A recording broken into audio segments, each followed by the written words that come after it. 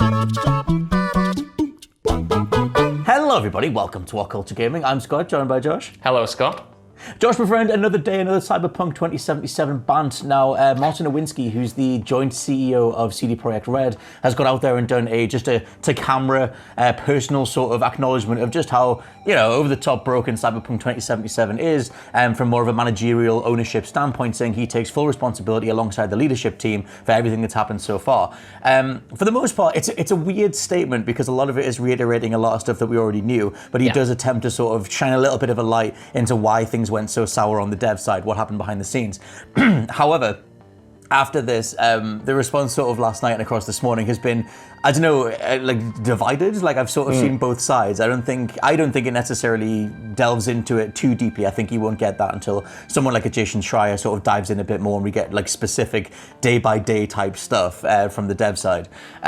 So there is like a thing where he says he takes full responsibility, talks about the last gen versions, explains that Cyberpunk's gameplay uses, or Cyberpunk as a game uses in-game streaming as a system to handle detail in such a dense environment, the city environment, and that's why the older versions were such a mess. He says that the game was always developed primarily on PC and then it was made to work on consoles. Says that they underestimated just how, I guess, incapable the older systems were. And says every change and improvement needed to be tested, and our testing did not show a big part of the issues you experienced while playing the game. Which is weird because if you play the game on older systems, you immediately see it. And so that's the one bit where I'm like, how did you not see it? But he also, there's a Q&A on their website as well where they sort of mention that obviously COVID's a factor. A lot of their testing teams were remote. That was something that they've mentioned before.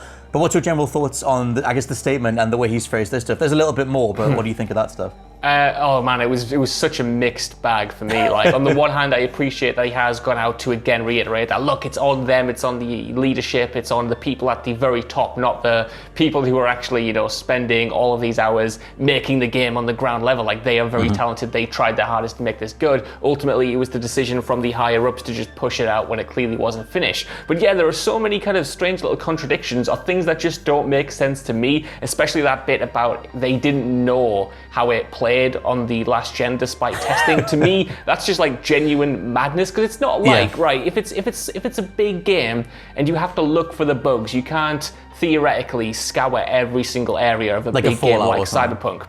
But the thing with Cyberpunk, especially on the last gen, is that you didn't have to look hard for the bugs. They would hit you like every 2 minutes or whatever. Like they're so obvious and so in your face and so everywhere that I have trouble believing that they didn't know the state the game was in at launch, especially when they're saying that, they're saying, oh, we didn't really know, the crashes weren't as bad on our end, and we didn't realize how bad it was until we launched. They're saying that, but then on the other side, part of the statement is him going, the game was getting better every single day. Every single day there were these huge improvements, so it's like, which one is it? You can't, like, what's the thing what is, are you trying to say here? There's also, last November was the quote, it's from Adam Kaczynski, who's one of the other joint CEOs. He's the dude that was out there saying that the older versions, the Xbox One, the PS4, run surprisingly good, which is the thing that directly clashes. It's one of the things that the ongoing lawsuit from the shareholders is kind of hinging on, that they, sold a version of the game or they intoned a version of the game that clearly isn't what came out in the end. And it's that thing from Kaczynski, it's like, well, what were you basing that on? Like, because the full quote is that he's like, oh, we believe that these versions will be good over time, but it's still phrased, where he's like, but it is running surprisingly good now for such an open world game. And I'm just like, what version of the game were you seeing? Or from a managerial standpoint, is that someone like in literal real time arriving to an office or getting sent some footage or having a video call with some testers and, having relayed some information and going with that? Because there's a lot of, that's the specificity that I really want from this. If we're, just for the sake of curiosity, what's the literal reality of those conversations that led to them saying, okay, we can still ship this? Because it's that whole thing that blew up on Twitter where it's like, oh, they're blaming the QA department. And I don't think it comes across that way. I think it's just obviously that testing is a factor here, so it's going to be some sort of back and forward with those teams. But ultimately, like he said, it's a managerial decision to go forward with release. And it's not like those QA people or the devs weren't screaming saying this isn't going to work. That stuff would have always been obvious. And I mean, when it comes to like QA in general, like it's not part of this report, but just generally speaking, from all the reports that we've had outside of other developers, like QA testers historically not treated very well in this industry. And a lot of like the bugs they report, a lot of the conditions that they work in and stuff like that, it's not like they're part of the dev team, you know what I mean? Or at least they're not treated like a core part of the dev team. And a lot of their, you know, there's been so many kind of like horror stories about all of these bugs being reported, and then ultimately people at the higher up either not caring or just kind of ignoring them because they're shippable and they need to hit like these deadlines and stuff. So even though this isn't necessarily a case of them directly blaming QA testers, I do think it fits as into a larger whole when it comes to the video game industry and how they treat QA testers, you know, and the culture surrounding that job and the culture surrounding that part of development. It's just, it's such a weird thing to watch and kind of pick apart like this, Scott, because like it brings me genuinely no joy to do these videos continuing to bash this game or pick it apart. But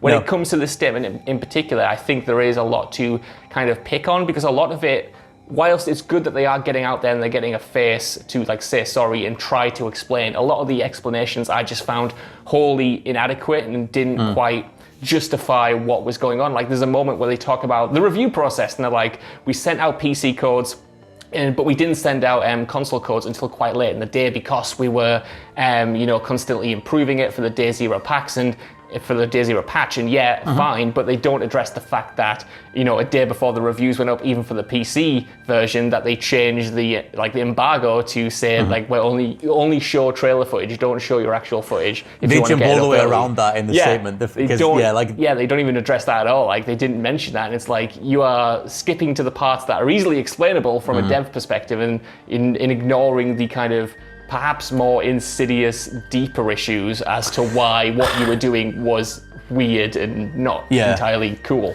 It's so strange, like for them as a team as well. I mean, he opens the video citing that, you know, he formed the company and they used to be so much smaller, and like it is that thing, that sort of comparison shot that did the rounds when Cyberpunk came out of like, look what CDPR started as, where it was just a table and a chair at a booth, trying to get people to play their games before they managed to do The Witcher, and obviously they blew up and everything. Although it wasn't until The Witcher 3 that they got so big, and now we're with Cyberpunk.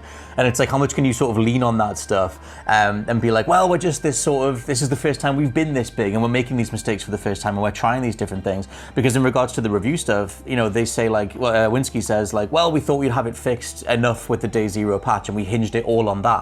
So somewhere along the way, whether it was from like him or the PR department, someone had to draw up that embargo sheet, that NDA sheet that said, hey, you can't include console footage, which was the exact moment they were aware that console footage could not be shown.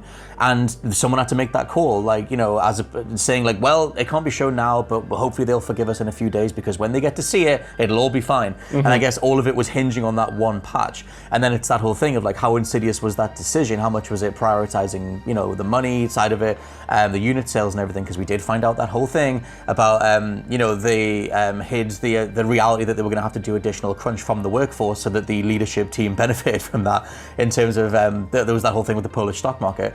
So there's all that stuff, and I'm like, I want to see the human side of it, where a bunch of people got so big and they tried this thing, Icarus flew towards the sun, and it's just crazy. Like I think it's insane. It's just like for me, it's just the vagueness of everything. If you were going to do this video, I would want like specifics, like everything that they say and all of the things that they're putting in place just seems a little bit wishy-washy. Like they announced the roadmap, which in theory is cool because then you get to see exactly what's coming and when, but it was still kind of vague and pretty much just what we knew before. They were talking about how there's going to be a new patch that's going to be imminent, which is cool, but then they're talking about like the free DLCs, which still don't really have a date. They're talking about the next gen versions, which don't have a date, but now is confirmed to be the second half of 2021, and it's like there's which stuff seems like in place. Away. Yeah, but it does seem like it's ages away, and there's nothing that's really kind of like concrete or something that people would attach to, I don't think. And that includes the Q&A they posted after the video went up, where they elaborated on a few things, including crunch. And one of the questions was,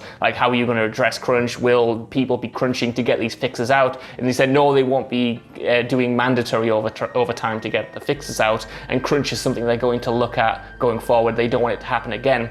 But again, it's the lack of specificity. If anyone can say, we're not going to have crunch going forward, we don't want to do that. But we've heard companies say that before, give out that statement, and then still have crunch, including CD Projekt Red. Yeah, no, including them. So at this point, for me, that's all well and good, but I want to know specifically what you're doing. How are you changing your working culture? how are you going to put these patches out? When are they coming? You know what I mean? If you don't have those answers, to me, a video like this doesn't do much other than just kind of say that they've done something in a way. Yeah, the whole other side of looking at the roadmap is that a lot of people sort of looked at that roadmap and said, so 2022 then? Like, I mean, the way that it's laid out, obviously, Iwinski says there's an update coming in the next 10 days. There's another one weeks after that. So assumedly that's the January and February slots that they sort of mentioned last year. One big thing in January, one big thing in February.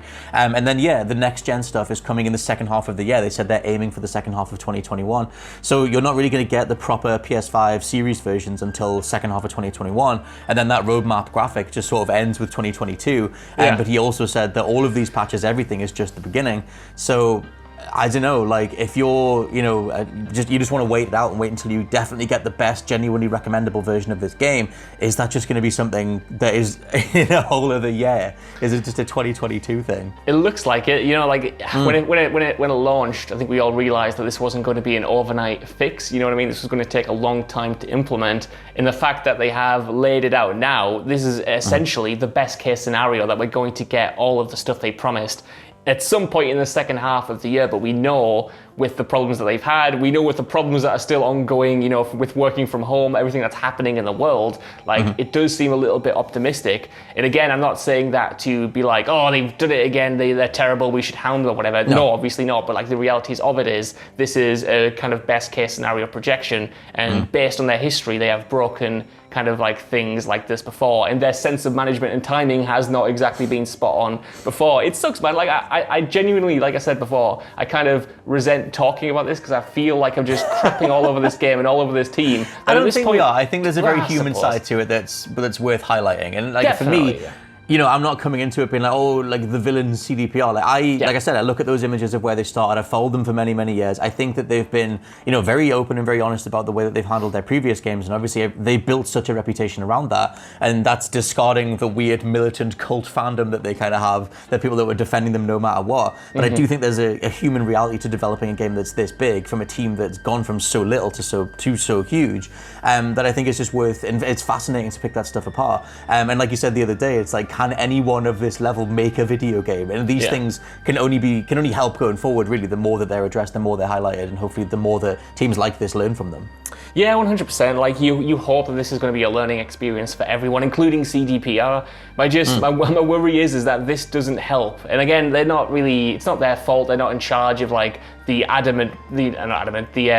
sort of passionate people online who will like just take this very seriously and go to developers who have no control over this and like send them death threats or badger them and stuff like that. That's not cool at all. And it's like, it's just this kind of like toxic thing at the moment where the game's not where it should be. People are pissed off. They're channeling that in completely the wrong way. But then CD Projekt Red isn't really addressing it in a kind of comprehensive way as they should have. And it's just, again, it sucks, Scott, because at the heart of it, there is a great game in Cyberpunk 2077 that we want to champion.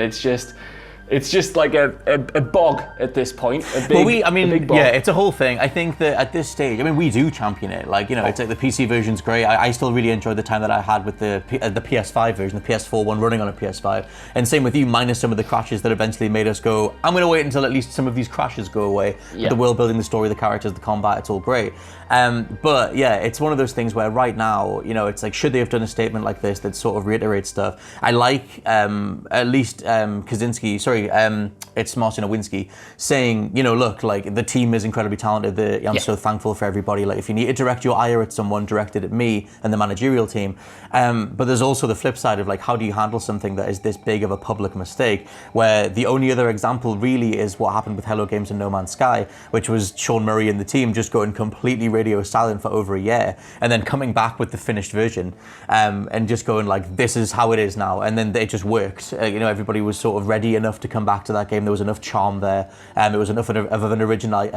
It was enough of an original idea for people to want to give it a shot, and it worked. And I think that there's a whole other conversation to be had about the people who have played through Cyberpunk and have got the trophies and the achievements and seen those story beats. Are you actually going to go back through it again? Even if they do polish things up, like that's a whole other thing. Yeah. So I guess we might as well end on that. Do you see yourself going back through it no matter how much they patch it, or has that ship actually sailed regardless? Maybe in about 5 years, like I did with The Witcher 3 when I eventually got around to replaying that game, but definitely not now. Like I put, I think about 50 hours when all was said and done into the game, like completed the main story, did most of the side quests, except the ones it locked me out of, and put up with all the crashes and stuff like that. And I'm not ready to go back and experience that again as it probably should have been at launch, you know what I mean? Like that's just, it's not something I would personally do. I assume if you're a Cyberpunk like super fan and you've been waiting for this game for a long time, you will appreciate those replays. You'll want to go through with different life paths, try different choices or whatever. But for me, I've had my fill and I'm kind of like not interested. I want them to fix it. Don't get me wrong. I want them to patch it. I want the game to be as good as it can be, but for me as a player, my personal experience with it, I'm ready to move on, you know what I mean? The thing that fascinates me, because I am that guy, and I've done about 70, 80 hours on one save. I've restarted again, and I'm saving one other life path for the next gen stuff later this year. But it is that thing of like, how much can you do all over again? But I obviously want to live in that city and see how it comes together. But there's also the reality of like, if they change it too much, if they add in a whole police AI chase system, if they add in a whole detailed crafting system that has more to it than just the hold button, fill up, get new item thing that they have at the minute, how much does that change even the review scores for the versions of the game that were great? Like, it's a whole thing. Well, and like I said, the word I have for it is fascinating, but it's a mess. It really is, you know what I mean? I think it kind of reiterates that games now are just sort of like never done. Like I think it was a few years ago when IGN and like those big sites started adding different reviews to games that they've already reviewed in the past and changing the scores and stuff, because games now like live and breathe day to day. They change day to day, and a launch version of a title is not what it's going to be 2 years down the line when things are added, things are changed, things are patched, maybe things are removed. What I want going from Cyberpunk and CD Projekt Red going forward is like action rather than words, because at this point I don't think you can fix a problem this big with just kind of like platitudes and vagueness and kind of promises of roadmaps or whatever. I think, like you mentioned Hello Games, like they were in a similar position before and they knuckled down, they changed things, they added stuff to the game. And here I want to see that both added to the game itself, but also, you know, actions behind the scenes, actions and how games are planned, how games are managed, how devs are treated and stuff like that. I feel like you need something in place, and only then can you kind of start making fixes and winning people back. Like, it's not just something you can put a plaster over or a bandage over at the moment and kind of hope it gets better. Like, you need to do something, and hopefully, you know, it is a big undertaking. Hopefully this video is the start of that, you know, like, rather than the end thing of, okay, we put this out, now we can ignore it and just do something else. I think for me, like the proof's going to be in these two. Like, we'll have to see what happens with the January, February stuff. But I would assume that this first big patch for January will do something meaningful, other than just further. You know, I mean, obviously you want to stop the crashes, but it's like, I don't know. I'm curious what the hell that patch turns into. But yeah, let us know what you think down in the comments below. Are you kind of just waiting it out on Cyberpunk, or are you psyched to see what CDPR can do across the rest of 2021? For now, I've been Scott from WhatCulture.com. I've been Josh from WhatCulture.com. I will catch you next time. Bye. Bye-bye.